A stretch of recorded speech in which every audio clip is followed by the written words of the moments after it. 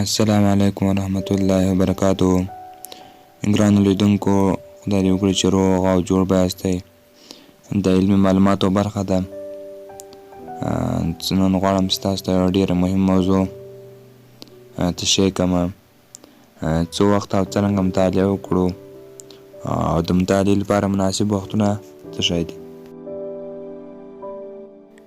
درنو لیدونکو، تاسو به زموږ په ټولنه کې لیدلي وي چې ډیری خلک دي هغه مطالعې ته زړه په تنګېږي او مطالعه دوی نشي کولی، او ځینې خلک وایي چې موږ مطالعه کوو خو درس مو نه یادېږي او درس مو په ذهن کې نه کښېني. د دې لپاره موږ باید څه وکړو؟ د دې لپاره درنو لیدونکو یو څو خبرې دي چې زه نن تاسو ته وایم. دغه باید تاسو عملي کړئ او په دغه وختونو کې تاسو مطالعه وکړئ تر څو درس مو هیر نشي او په راتلونکي کې درته ګټور تمام شي. نو د دې لپاره درنو لیدونکو راځو لومړی دا وایو چې په کوم وخت کې مطالعه وکړو او د مطالعې لپاره مناسب وختونه کوم دي. بسم الله الرحمن الرحیم. د مطالعې لپاره مناسب وختونه: لومړی تاسو درنو لیدونکو د سهار له 4 تر سهار 6 بجو پورې مطالعه وکړئ، ځکه دغه وخت کې مغز شاګردانو سلسله کار کوي.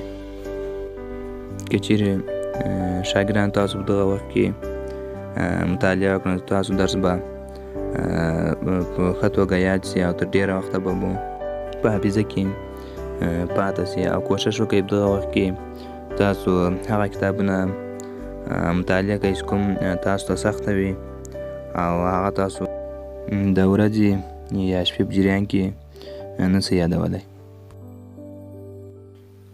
دویم، د سهار 6 تر ماښام 7 بجو پورې دغه وخت کې مطالعه وکړئ، ځکه دغه وخت کې ماغزه 50% کار کوي. دغه وخت کې تاسو هغه کتابونه مطالعه کوئ کوم چې تاسو ته نه ډېر سخته وي او نه درته ډېر اسانه وي. هغه کتابونه کولی شئ چې تاسو د ورځې په جریان کې مطالعه کوئ تر څو په ذهن کې مو تر ډېره وخته پاتې شي. دریم، د شپې له پلوه مطالعه وکړئ، ځکه دغه وخت کې ماغزه 60% کار کوي. دغه وخت کې تاسو هغه کتابونه مطالعه کوئ چې د ورځې په جریان کې مو مطالعه کړي وي، یعنې لوستلي مو وي، یا هغه کتابونه چې سبا لپاره تاسو هغه ته چمتووالی نیسئ او په ټولګي کې هغه لولئ.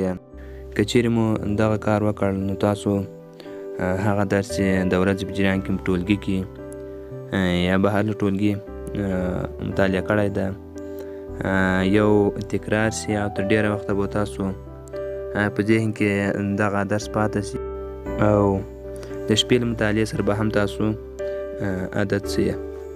نو په یوه مثبته نتیجه به مو د ورځې له کار یعنې مطالعې څخه ترلاسه کړې وي. ښه درنو لیدونکو، تاسو د مطالعې وختونه وپېژندل چې په کوم وخت کې موږ مطالعه وکړو او له هغه څخه استفاده وکړو. درنو لیدونکو، تاسو پوهیږئ چې په صنف یا ټولګي کې شاګردان په لومړي کتار، دویم کتار، دریم کتار، څلورم کتار دغسې په کتارو باندې دوی څرنګه کښېني په ټولګي کې. آیا دغه په درس باندې کوم اغېز لري؟ د دوی هغه چې په اول کتار، دوم کتار یا دریم کتار کې دوی کښېني، آیا دا د دوی په درس باندې یا مطالعه باندې کوم اغېز لري؟ او بل دا چې ډېر شاګردان دي چې هغوی مطالعه ډېر وخت نه کوي، یعنې د ورځې په جریان کې دوی مطالعه نه کوي، ډېر وخت دوی مطالعې څخه لرې پاتې وي.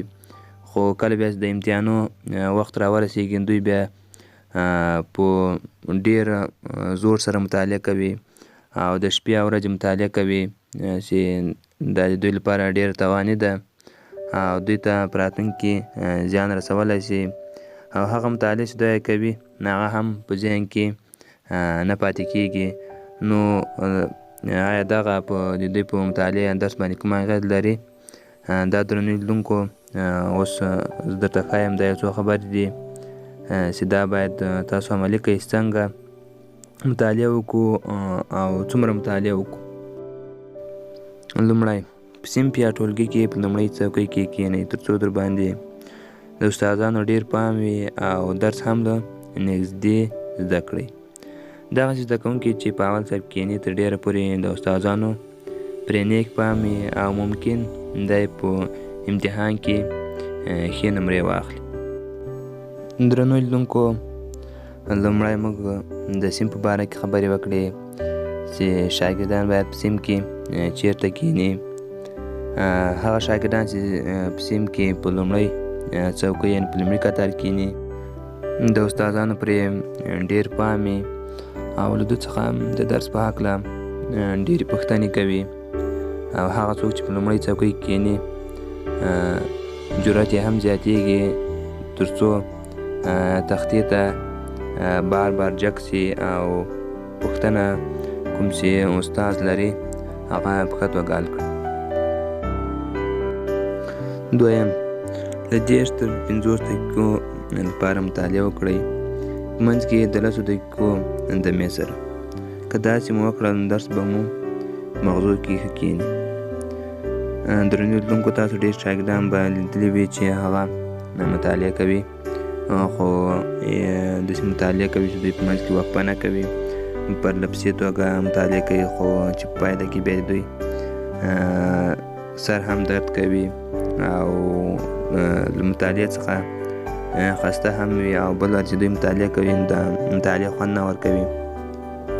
خو تاسو درنو لیدونکو 10 تر 50 دقیقو لپاره مطالعه وکړئ منځ کې 10 دقیقو دمې سره 15 دقیقو دمې سره تاسو وقفه واخلئ لوبه وکړئ ګیم ووهئ مثال هغه شی چې تاسو فکر بدلولی شي نو تاسو هغه وکړئ خو 10 دقیقې وروسته بیا تاسو مطالعه پیل کړئ 15 دقیقې وروسته بیا تاسو مطالعه پیل کړئ تاسو هغه درس چې مخکې لوستلی دی تر 10 تر 50 دقیقو پورې نو هغه به مو ستاسو په ذهن کې ډېر په ښه توګه کښېني او تر ډېر وخته به ستاسو په ذهن کې پاتې شي. دریم پوهان وایي که چیرې غواړئ چې یو لغات یا هېڅ شی رایاد کړئ نو د لاس پنجه په موټ سره کلک راټول کړئ. په دې سره مغز لا ډېر فعال کېږي او دا فعالېدل حافظه تقویه کوي چې په پایله کې به تاسو هر څه ښه او ژر رایاد کړئ. درنو لیدونکو که چیرې تاسو غواړئ چې په امتحان کې یو لغات یا هغه څه چې هېر شوي یو سوال چې هېر شوی وي نو د لاس پنجه تاسو دا دوی تجربه کړل ده چې لاس موټی سره ټینګ ونیسئ او اوږده ساه واخلئ هغه څه چې تاسو څخه هېر دي ستاسو حافظې ته بیرته راګرځي. او پوهان وایي که چیرې غواړئ چې تاسو په امتحان کې یو سوال رایاد کړئ او په هغه باندې فکر وکړئ تاسو ژاولې وژوئ تر څو سوال مو حافظې ته راسي هغه سوال تاسو حل کړئ البته د امتحان په ثانیه کې. څلورم په یو وخت کې په یو کار تمرکز وکړئ. کله چې مطالعه کوئ نو ښه ده چې نور کارونه لکه تلویزیون لیدل او خبرې کول پرېږدئ. همدارنګه ذهن مو هم یوازې په لوست متمرکز کړئ او نور سوچونه بل وخته پرېږدئ. نو لیدونکو تاسو به ډېر خلک لیدلي وي چې دوی مطالعه کوي دوی یا خبرې کوي د مطالعې په جریان کې یا په غوږو کې ګوشه کې وي یا راډیو اوري یا بل څه دوی اوري خو درنو لیدونکو ذهن یوازې په یو کار کې فعالیت کولی شي په یو وخت کې داسې نشي کولی چې هم خبرې واوري هم مطالعه وکړي. تاسو کوشش وکړئ چې یوازې یو کار ته متوجه شئ په یو وخت کې. کله چې مطالعه کوئ نور سوچونه مثال ځینې خلک نور سوچونه کوي، مطالعې په وخت کې نور سوچونه کوي. کله چې مطالعه کوئ تاسو نو درنو لیدونکو تاسو هر څه هېر کوئ او یوازې مطالعې ته سوچ وکړئ او په هغه کې سوچ وکړئ. که چیرې تاسو په هغه کې سوچ ونه کوئ او مطالعه وکړئ ستاسو درس کوم ده هغه یادېږي نه، نو تاسو کوښښ وکړئ چې له دغو شیانو څخه ځان وساتئ او یو ارامه چاپېریال ځان ته برابر کړئ تر څو تاسو وکولی شئ چې په ښه توګه مطالعه وکړئ او درس مو په ښه توګه په ذهن کې پاتې شي. 5. په ټولنیزو رسنیو کې له مزاحمت کوونکو کارونو څخه ځان وساتئ. ډېر زیات یې هم مه استعمالوئ. یوازې په خپله اندازه او هغه هم د زده کړې او ساعتېرۍ لپاره. درنو لیدونکو که چیرې غواړئ ستاسو په ښه توګه مطالعه وکړئ نو په ټولنیزو رسنیو کې هغه کارونه ستاسو ته مزاحمت کوي یا هر هغه کار چې ستاسو ته مزاحمت کوي هغه تاسو مه کوئ. که چیرې تاسو غواړئ چې په ښه توګه مطالعه وکړئ. مثلا درنو لیدونکو تاسو ډېر خلک لیدلی چې دوی په ټولنیزو رسنیو کې یو څوک پوسټ وکړي دوی هغه ته کمنټ کوي یا منفي کمنټ ورته کوي یا مثبت کمنټ ورته کوي، خو منفي کمنټ د دې لامل کېږي چې د دوی دواړو ترمنځ د کرکې او کینې لامل شي. یا مثلا یو څوک غواړي چې په بدله آی ډي باندې د یو چا عزت ته تاوان ورسوي.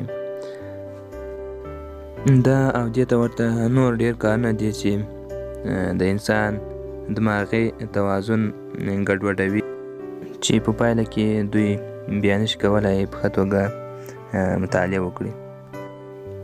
نو درنو لیدونکو په ټولنیزو رسنیو کې له مزاحمت کوونکو کارونو څخه ځان وساتئ.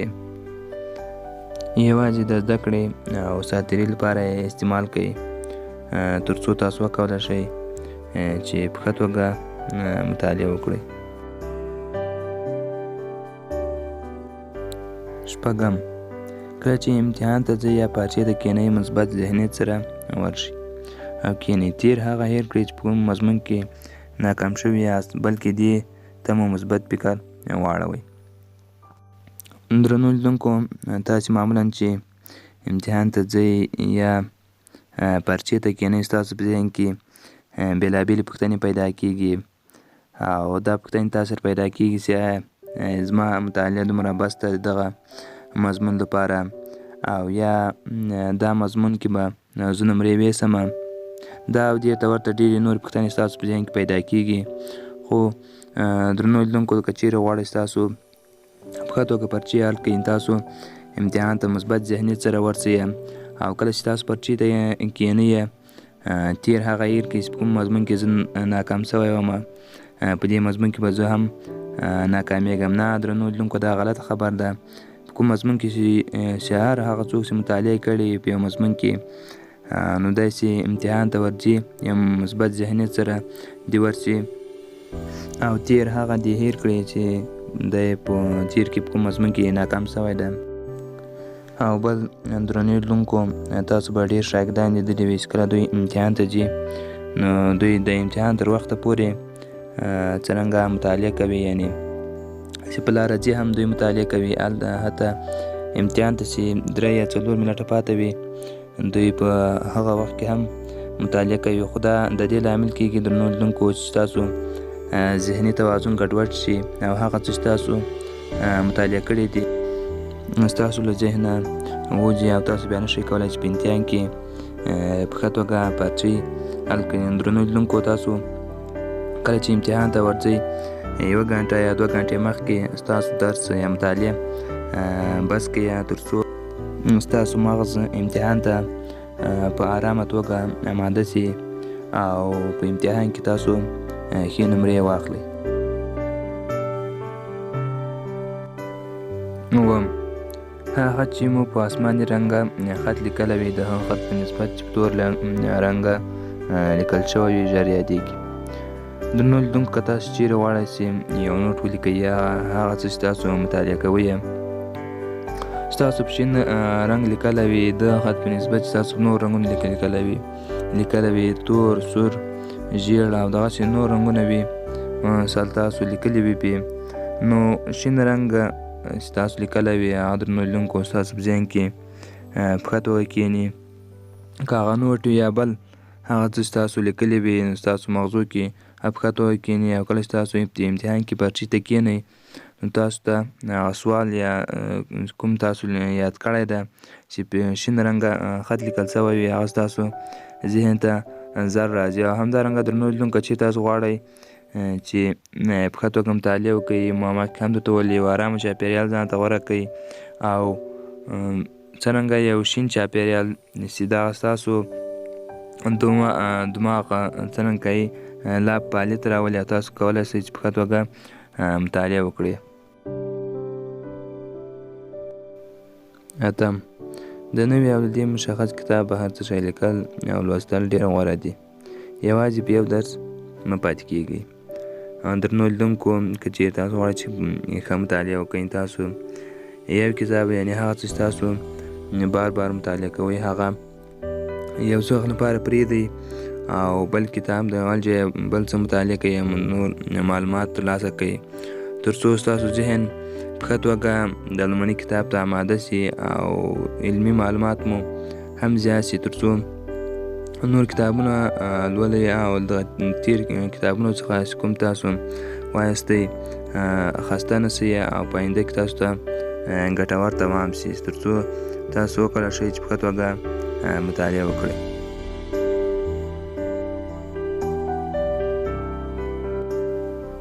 نه، کله چې په یو مشخص کتاب کې مطالعه کوئ داسې فرض کړئ چې تاسې به د دې ورځ تدریس کوئ. دا کار د دې لامل کېږي چې لا ډېره پاملرنه وکړئ. که چېرې تاسو غواړئ چې په ښه توګه مطالعه وکړئ په یو کتاب کې، تاسې هغه درس کې ژوره مطالعه وکړئ، ژور فکر کې وکړئ. داسې فرض کړئ چې تاسو به د دې وروسته دغه کتاب چې مطالعه کړ تاسو به تدریس کوئ.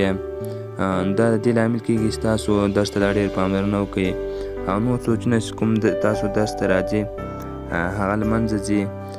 نو تاسو کوښښ وکړئ درنو لیدونکو چې کله تاسو مطالعه کوئ او یو څه زده کوئ تاسو یې په ښه توګه زده کړئ، په میخانیکي توګه یې مه زده کوئ، داسې زده کړئ چې تاسو مازې متن یاد کړی وي چې کله بیا تاسو د امتحان ثانیې ته ځئ نو هغه بېرته له تاسو څخه هېرېږي، یعنې په لنډ وخت کې له تاسو څخه هېرېږي. نو تاسو چې کله مطالعه کوئ په ژوره توګه مطالعه وکړئ، په درس کې ښه فکر وکړئ، له پیل څخه هغه درس یا موضوع تعقیب کړئ، نو تاسو به وکولی شئ چې په ښه توګه مطالعه وکړئ او هغه کوم درس تاسو یاد کړی دی تر ډېره وخته به ستاسو په ذهن کې پاتې شي.